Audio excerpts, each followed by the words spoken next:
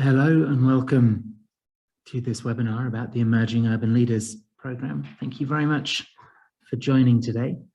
We're just going to take a minute or two to let people come into the room and find themselves. But if you'd like to introduce yourselves in the chat on Zoom and say where you're joining from, it would be great to begin that process of getting to know everybody. So we'll start in about 1 minute's time, but feel free to introduce yourselves on Zoom. And that is an invitation for everybody. Thank you, Ayanda. Yeah.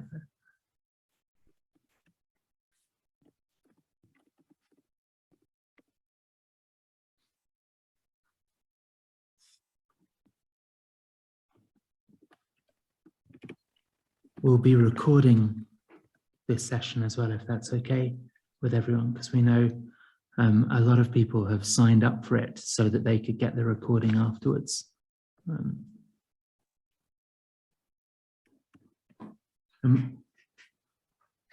We'll go for about 30 minutes, but if you have lots of questions at the end, then we're very happy to stay on the call and chat for longer and help answer any questions. So my name's Dominic Register, and I'm here with my colleague Isabel Weber. We're both from Salzburg Global Seminar, and we have been working with World Urban Parks for the last year and a half on the Emerging Urban Leaders Programme. We're lucky today to be joined by Maria Ines Hernandez from World Urban Parks and also Vittoria Martin. So I'm going to speak really briefly now about the genesis of the programme and where it came from. And then Maria Ines is going to talk a little bit about her work and World Urban Parks contribution. And then the main speakers today and the people who it's most interesting to hear from are Letizia Lozano and Lisa Fakirova, who were both part of, and Shamsa Birek is here now as well, fantastic. So we have three of cohort 1's emerging urban leaders who are going to talk about some of their experiences and some of the things that they got from the programme, and then we'll have plenty of time for questions to all of them, or for Vittoria, Isabel, Maria, Ines and I, if we can help with anything. So World Urban Parks and Salzburg Global Seminar started this programme last year. So we've run one 12-month cycle. In the first cohort, we had 23 amazing participants from 16 countries around the world. Application to the programme for cohort 1 and again for this year was based on the strength of the idea that people were bringing into the programme. So what we wanted to do was try and use everybody's greater familiarity and comfort with online spaces and developing online relationships to develop an international network for people who were at a kind of early to mid-career, I would say, it seemed to be how it played out, who were interested in developing their international profile, interested in sharing really bold and brilliant ideas about how you can think about urban green and blue space in different ways to improve quality of life for urban populations. And that was a sort of unifying theme that brought everyone together. There were three components to the programme, I suppose. We did a monthly meeting where the 23 participants could come together. We did these at 2 different time zones, 2 different times a day, to try and make sure it wasn't always in antisocial hours for people joining from New Zealand or joining from California, or wherever it might be. So we moved the time zones around. And these network meetings were a chance for the network members to share information about themselves and their ideas as the ideas evolved, so that we could build partnerships and collaboration that way. And we also brought in guest speakers most months who would talk a little bit about ideas that we hoped would be of relevance to multiple different projects. So issues like equity, issues like communication, like building a movement, about the public health value of these kind of initiatives. So a mix of kind of content speakers and workshops to help develop skills that we thought would be applicable across multiple project areas. So we had these monthly network meetings. The second component of the programme was a mentorship. All of the emerging urban leaders were partnered with a mentor. We did a lot of mentor surveying at the beginning. I think it's fair to say that 21 of the 23 mentor relationships worked really well. There were 2 that were challenging for different reasons, but 21 out of the 23 worked very well indeed. And I think Lisa's going to talk a little bit about her mentor experience when she presents in a minute. And then the third component of it was we had a lot of other partners around who wanted to offer the platforms that they organize to help the network members socialize their ideas and raise their own international profiles. So partners who run podcasts, partners who organize other conferences, who wanted to create speaking opportunities, some publication components. And these things will all be true again this year. So, what we really hope participants get out of this is, first of all, the international network. So the opportunity to work over a 12-month period with a group of international peers who are all bringing big, bold, interesting ideas into the network. You can work together, socialize and evolve together. The second is the mentor component. And then the third is the opportunity to raise your own profiles and socialize these ideas. It's been from a Salzburg Global and World Urban Parks perspective, it's been a wonderful program to be part of. We've had the chance to learn a huge amount and to work with some fantastic thinkers and doers, and it's been an absolute privilege to be part of it. So I'm now going to pass to Maria Ines Hernandez, who is one of the Young Leader co-chairs on the board of World Urban Parks. And Maria Ines, thank you very much for being with us today. Thank you very much, Dominic. So great to be here. I'm connecting from Acapulco in Mexico. It's really hot in here. So it's great to be with you. So I'll try to be very brief. As Dominic said, I am one of the Young Leader co-chairs of board of World Urban Parks with Lydia Gabi. And we were asked to kind of reflect about why is it important to involve youth in these decision-making processes in cities? And why is it important for youth to think of green areas, of parks in cities? So I'll try to be brief, but the idea is to set the mood, to get us in the same mood so we can then go into your stories in your presentations. So as you all know here, the world is urbanizing. Since 2009, for the first time in history, more people live in urban centers than in rural areas. According to calculations made in 2020 by UN Habitat in the World Cities Report, while today 56% of the population live in cities, 68% will do so by 2050.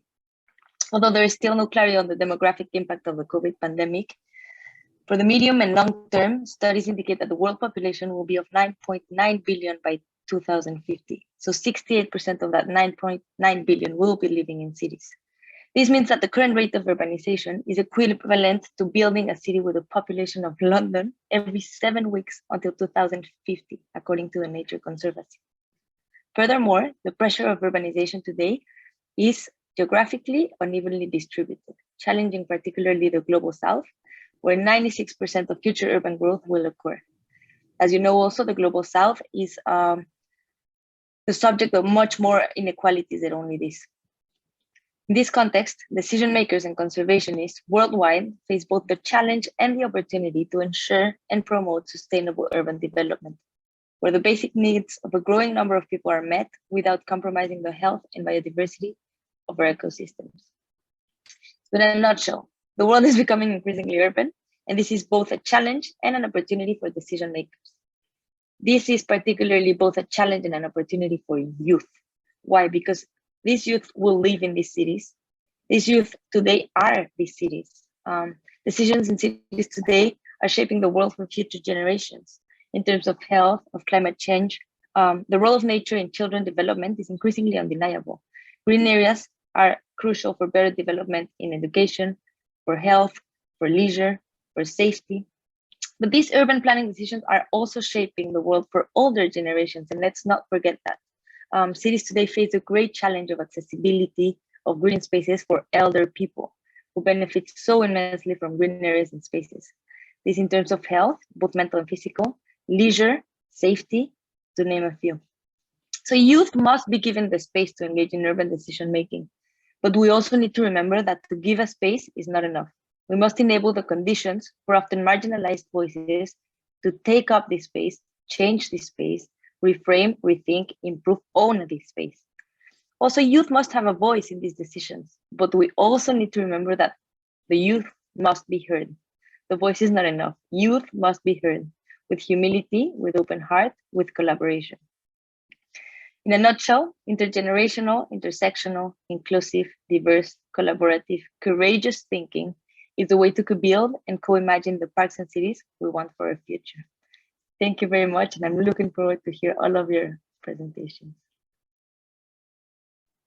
Fantastic, Maria Inés. Thank you very much for sharing that. So, as I said, we wanted to use most of the time today to hear from people who'd participated in the program last year. So it gives me great pleasure to introduce three outstanding members of the Cohort 1 network. So Leticia Lozano, Betty, you're going to speak first, if that's okay. And then we'll move to Shamsa, and then we'll move to Lisa. If questions come to mind while they're speaking, then please feel free to put them in the chat as we work through, and we'll try and get to them. But Letty, over to you, and thank you for doing this. Thank you. Hello, everyone. Sorry, I went out dancing and I'm a little bit with a sore throat.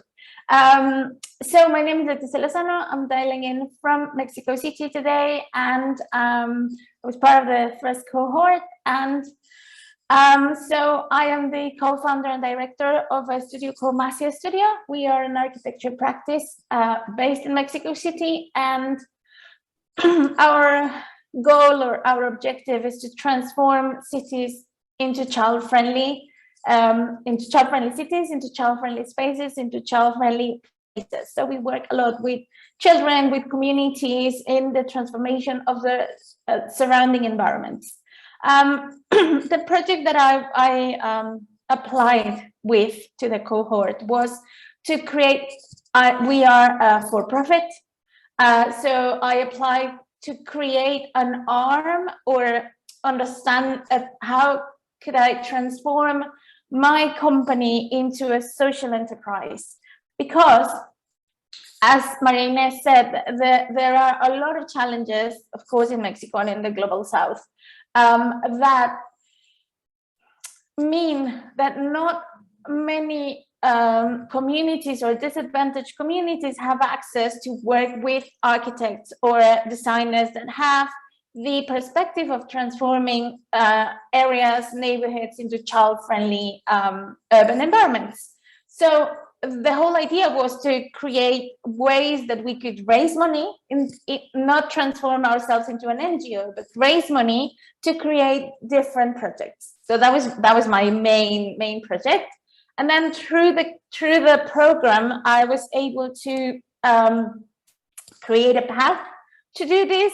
I'm not finished with this, it's a long journey, but I have created some sorts of products that have helped me to raise money now to keep on developing this idea. So I have one here, which is like small book. It's basically a methodology of how to create something that's called urban toys. And the whole point is that these are catalysts of neighborhood transformation. So I'm not going to be going into like city-wide, master plans, but I want to have an impact on where children are actually living on the neighborhoods. So this is one. And then I started also, the other one is a podcast, which is in Spanish. So I was a little bit tired of talking about play in English all the time. So the whole idea was to talk about it in Spanish and invite a lot of change makers from Latin America, especially, so that we could share our ideas, our challenges into the crossover of play. And we have 4 chapters now. So it's crossover of play with learning, with nature, with cities, and what's the other one? Gender. So if you would like to hear more about it, it's called Paisajes de Juego. It's on Spotify and YouTube, and it's great. And I'm always happy to talk about more. And to be honest, the program was a big, just kind of push for me to materialize this idea and create a path to do it, even if I still have a long journey to go. So thank you very much. Thank you, Letty. Do you have the link for the podcast? Could you put it in the chat? Yes, I will do that. Thank you very much. So what I think we'll do, if it's okay, is we'll go through the three presentations and then do all the questions together at the end, because I imagine Letty, Shamsa and Lisa would all have things to contribute to every question that comes. So we're going to move now to Shamsa Birek, if that's okay. And Shamsa, if you would love to unmute and say a bit about your project and your work. Hey, Shamsa, good to see you. Hi. Yeah, thank you so much, Dominic, for the introduction. And just to, can you guys see me? Yes, perfectly. Yeah, just to introduce a little bit about myself and the project that I've been doing. First of all, I was one of the fellows in the past 12 months, and that was a very interesting experience. I was able to actualize something that I've been wanting to do for a very long time. And that is to set up an organization that sort of advocates for children's access to play and nature in urban cities. I'm from Nairobi, Kenya, one of the cities that we are facing a lot of rapid urbanization. And as you know, Sub-Saharan Africa is actually one of the fastest growing areas in the world in terms of population size, and the numbers for 2050 in terms of the number of city dwellers who be living in urban cities is quite staggering. And to be able to avert the possible crisis that's going to happen with more rapid urbanization, I decided to join the fellowship and to see how I can support my city that I really love, and to also see how we can, you know, especially work with children, because they're the future generation. If you could just kindly allow me to just share my screen, I just wanted to show you some of the photos of some of the work that I've been doing so far. I don't usually use Zoom much, so I don't know how it works. Victoria, you'll need to share screen like that. The magic Zoom one. Thank you. Yeah. I just wanted to show you a few of the photos of some of the work that we're doing.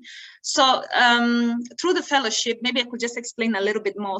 Through the fellowship, I decided to start my organization that is called the Outdoor Play. It's a nonprofit. I've been working myself in the nonprofit industry for the past 10 years. So I felt like this is the industry that I probably have the more experience, and this is the field that I can probably do something about. So the organization is called the Outdoor Play, and it, as I said, it advocates for access to nature, play, and also sports for children who come from underserved communities that do not normally have access to nature. So the organization is just very new, but we've been doing work even before the fellowship, but now at least I have more visibility and sort of a platform to do this. I still wasn't able to finish downloading. 17, 19, yeah. I'll just show you a random number of photos, and then maybe that will explain a little bit. So this is the park that I'm currently working very closely with. It's called the City Park. This is from my apartment. So the park is just right behind me. And so this is the park that most of the activities usually happen. And this inside the park, there is these swings that were put up in 1935 that were really in bad state, and nobody was using them. Nobody uses the park anyways, because it's a crime. It was a crime scene before. But now the government, together with civil societies, we are doing work to make the park more accessible and more to be used, you know, so that people can use the park.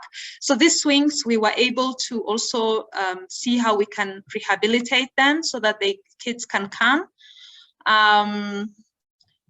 And now this is the pictures of the swings now. Through the organization, we have sponsored them to be fixed. So now at least they're in, kids can now use them. Sorry, I have so much on my computer. And yeah, so this is how now it looks, and we hope to do more, of course, to make the area, to transform this area to even more stuff, so that we can have more things there. And we are also collaborating a lot with artists because I realized that the most easiest group to work with. They're very forthcoming, and they're really the best group to work with. I mean, they entertain kids. If we have events, they do come and entertain the children and play with them music. I mean, music is the best connector of everything. And tomorrow, like we just launched monthly events. So the event is called Waffles and Walk in the Park, and is to just bring children from underserved communities so that they can come and do a lot of like nature trailing, pop-up play, storytelling, also music, and a lot of other things. So I've been busy just organizing and making sure that this event is successful tomorrow, and we'll be doing this monthly basis. So we are currently trying as much as possible to do as many things as possible, so that, you know, we can make it a bit more, you know, more children can have more access to the park and to the nature, and also to make sure the park becomes more, it can be utilized basically, because we have a beautiful park that for a long time hasn't been utilized. So yeah, so that's what I've been able to do. And thanks to the fellowship, if it wasn't for the fellowship, of course, I wouldn't have done any of these things, or it would have taken me 5 years to do what I was able to do in a year. So I'm very happy about that. It has given me a sense of direction in terms of what I want to do in the industry. I have been working a lot with nonprofit work, and I feel like sports and nature is something that can transform lives.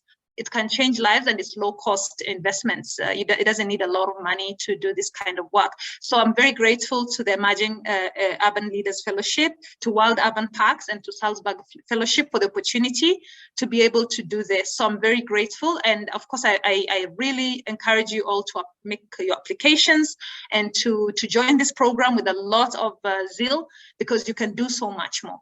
Yeah, thank you. Thank you, Shamsen. Thank you for showing those pictures. That view from your apartment is amazing. Yes, it is. Just fantastic. I'm very honored. Yeah, thank you very much. So we're going to move from Kenya to Germany now. And Lisa, if you would love to hear some about your work with Green Roofs and your project and the mentor relationship, and then we'll open it up for questions. But yeah, Lisa, thank you. Thank you so much, Dominic, for the word, and hello to everyone.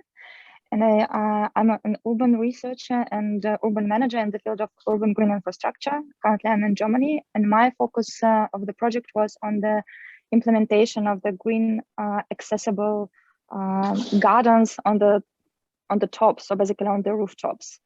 And I think like when you, like as you are like young and emerging urban leaders, you have like so brilliant ideas and want to apply with them, you always need someone who can guide you and someone who can give you some suggestions, or like, as Letty told, to create this path, like really someone who will boost you and navigate you. Here in the play comes your mentor. And I think this is very important part of this program that really benefits all your year, because you don't feel that you are alone. You always can have the possibility to talk with the experts from the field, because I think what was very important also for me personally, that my mentor, who was basically the knowledge hub in Germany that was related to the green roofs and green facades.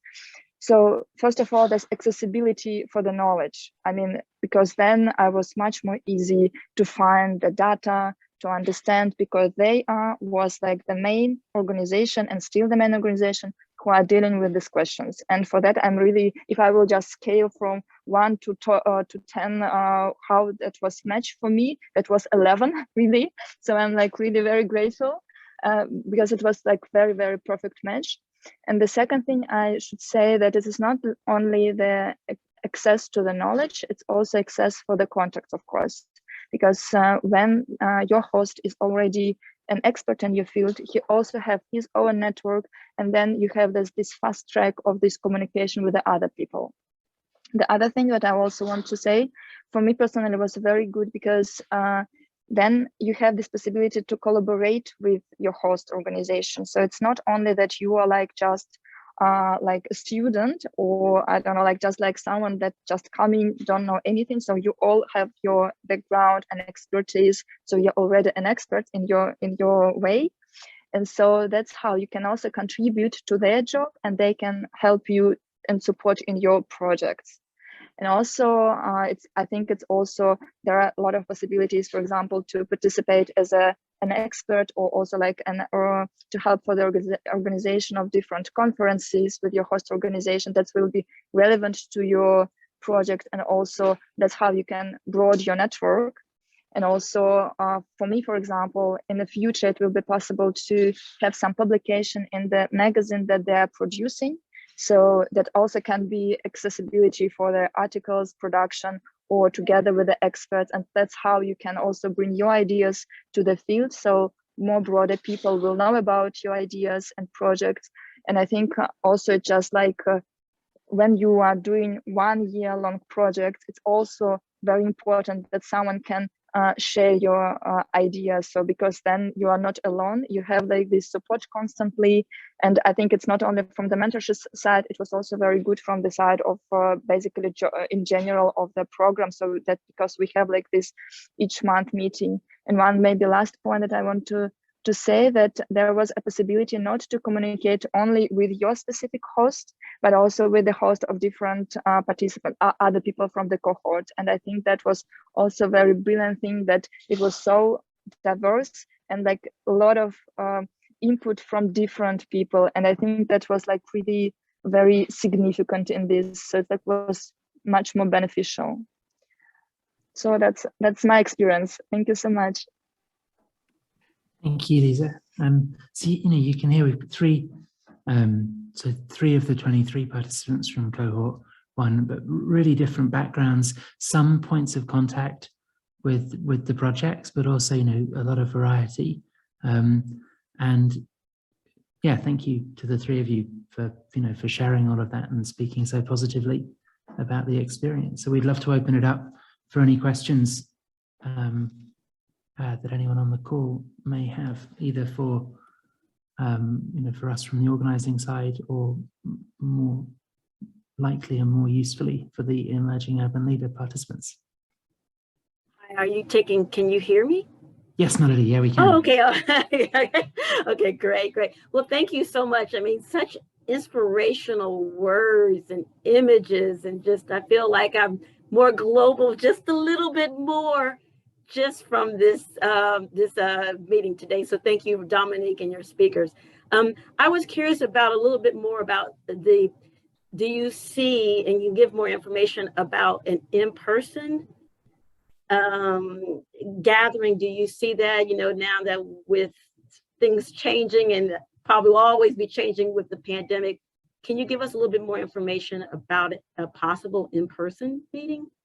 Yeah, I mean, we would love to be able to include that in the program. At the moment, we haven't factored it in, which is primarily because of budget.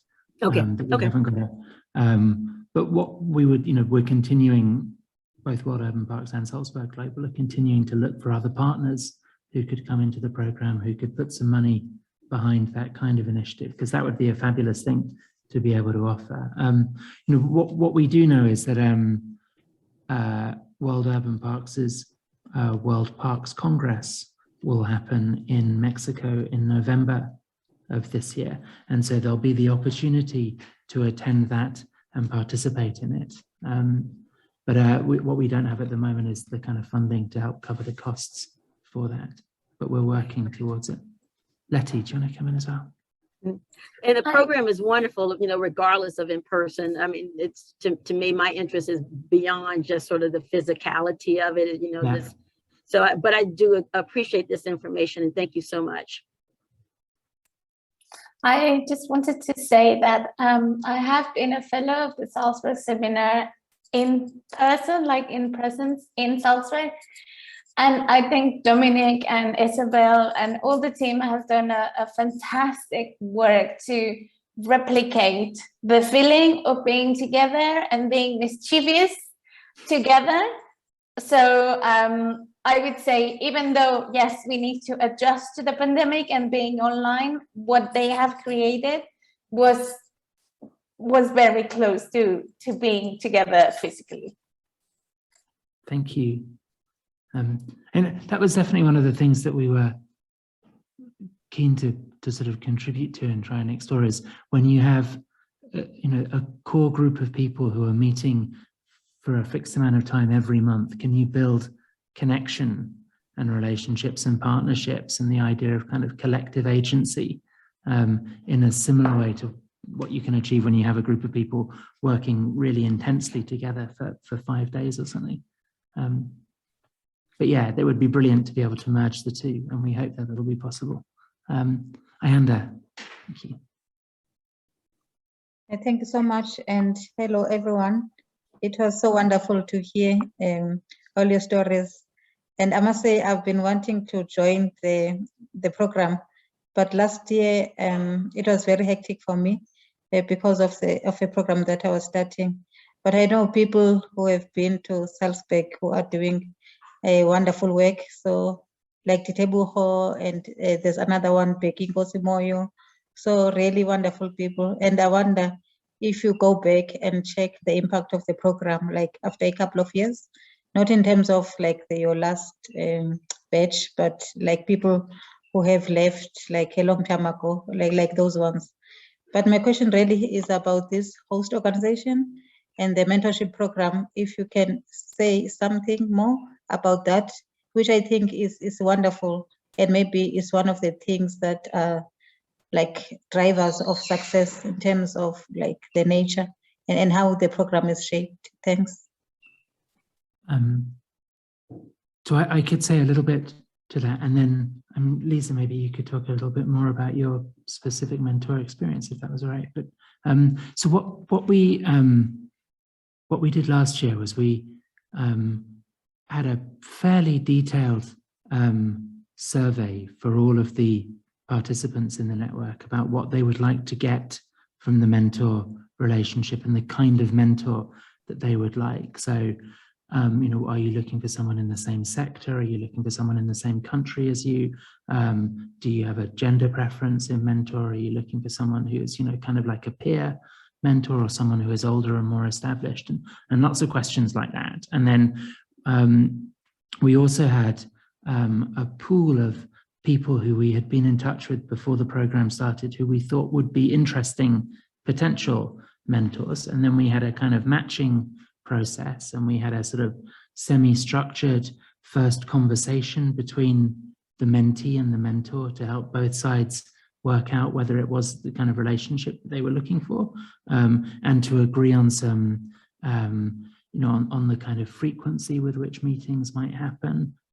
So I think most, and Isabel, you'll have better data than me on this, but I think most of the mentor-mentee relationships at the beginning, they were meeting on a monthly basis, and then the frequency sort of started to spread out a little bit more. But some of them did meet monthly. Some of them preferred to have written notes in advance for each side. Some of them it was just a conversation. So it was really important that the mentee and the mentor could find the rhythm and the cadence of the meetings that made most sense for them. And then the mentors kind of came into some of the network meetings, and we had check-ins with them every 4 or 5 months, I think it was. But yeah, I mean, Lisa, you can say much more about it because you were in it, as it were.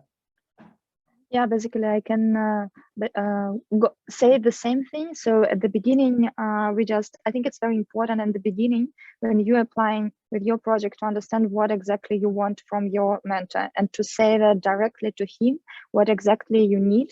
So do you need really constant support? Do you need like just access to the knowledge? Do you need like, I don't know, each time feedback? But I think you should firstly understand for yourself what you need from him or her. And in my case, it was like, I wasn't need like really a lot of like really guidance from their side. So I didn't need to say, okay, you need to do that, you need to do that, you need to do that. In my case, it was more that I need access to the knowledge, because I didn't want to start from the zero from the knowledge, but I wanted to start from like basically on the base already research that was already done before, and that was work for me. And regarding like the meetings, So usually it was from my side initiated. So I just wrote in advance, okay, I have like such kind of questions. Do you have like 30 minutes or 20 minutes or 1 hour to talk to me? And then we just went through these questions. And as Dominic told, yeah, at the beginning it was like more often, and then it was just not so often, but it was depends on my initiative and my necessity to talk with this person. And always it was very with a very fast feedback, so it wasn't like kind of challenges with that. But I think it just once again to say you need to understand what is your goal or what are your challenges in the implementation or development of your project. So what do you need, what kind of support you need from this person? And it's very important to say at the beginning, because again, in my case, my host told, okay, I have such amount of time. If that's okay for you, how often you need to meet with you, will be this way good for you or not? And that's important to say with the words at the beginning, because that then it will really mitigate like the challenges for the further communication. Yeah, thank you, Lisa. Does that answer, Ayanda? Does that cover? Great. So much. Renelle. Hi, good morning, everyone. Nice to meet you all. Let me firstly start by thanking, I think, both Shamsa, Liza, and Leticia for sharing your experiences over the past year. It was really helpful. When I came into the meeting, I was a bit on the fence, but I think you all have convinced me. I definitely will submit an application. I wanted to ask a question about the monthly meetings and what is the type of content or what is the types of discussions that happen during that session, and also possibilities for, I guess, collaboration between participants of the program as well. And if did any of that happen during your experience over the past year? I'm happy to open that up to. If I may. Yeah, please. I think so for the monthly meetings, one of the session was divided in two. The first part was a person that was invited to talk to us about a specific topic that we all co-curated, I think, at the beginning, and then the Isabel and Dominic and Jen were were curating basically what was the theme for the session, and the whole idea was to help us to develop our individual projects all together. And then there was like a reflection part of it, and how could we integrate the knowledge we've been given to our process. And then the second part was presentations from us as to what were the projects that we were developing. And to be honest, that was the most inspirational part of it. I know the people invited were so amazing with their time and everything, but to hear what we were all doing, I think that was the most inspirational part, because it was always like, oh, I have that same question, or I have that same challenge. And then I think it was up to us to just kind of reach out and say, hey, can we talk about this more? And to be honest, I think I talked with everyone on one-to-one and other times, and Shamsa and Vera and other of our fellows and myself, we created a small group of work of the things that we were interested in. And I think, yeah, I mean, it's very organic and up to the fellows to give the time. But yeah, and with Lisa, we created some sessions for the World Urban Parks Congress last year. So yeah, it just kind of depends on how much time do you want to give to your project, to the program. But I think it's difficult not to want to give more time, because it's so like, oh, I want to know more about this, and I want to, meet this person and talk about more with this other person. So yeah, I think that's my humble contribution to the question. If I may just like add to sentence, so like very quickly to the these meetings, I think what was also very nice, that it was like a very good mix of topics of the of this meeting. So it was not only about like very specific focused on the green infrastructure or like green spaces, but also this important thing for, I don't know, like financial things. So where can you find fundings, like how can you promote your project? So it's like was very good balance between like really soft and hard kind of skills or knowledge. And the other thing about the collaboration inside of the group, I think the most thing should also be driven by yourself. So I think all in our groups was quite open because, for example, if I had a question, everyone was really very friendly and open to help and to support, and that was like brilliant. And I think this possibility also that provided by the program to participate, the possibility to help and participate in the World Urban Parks Congress, it's also kind of really united us. So if you are active, there is a lot of possibilities. And of course, if you don't have time or like you are a little bit more like just don't want to do like force yourself, then of course that's not something, okay, Dominic will say you have to do that and you have to collaborate with this person. It's more, it should be like more initiative from your side. How much time do you think it took? How much of your time did it occupy each month? Like we had the monthly meetings were 90 minutes. And then there were the mentor meetings were around an hour typically at the beginning, I think. So it's and then other I suppose the work that you put into moving the projects forward as well. So it's probably a couple of hours a week, or yeah, probably a couple of hours a week. I'm conscious of time that we've gone over, so we're very happy to stay on the call, but if you need to drop off because you've got other things, then please feel free to do so. Before we take any more questions, there's a couple of quick admin things to share. So we really hope that you will all apply.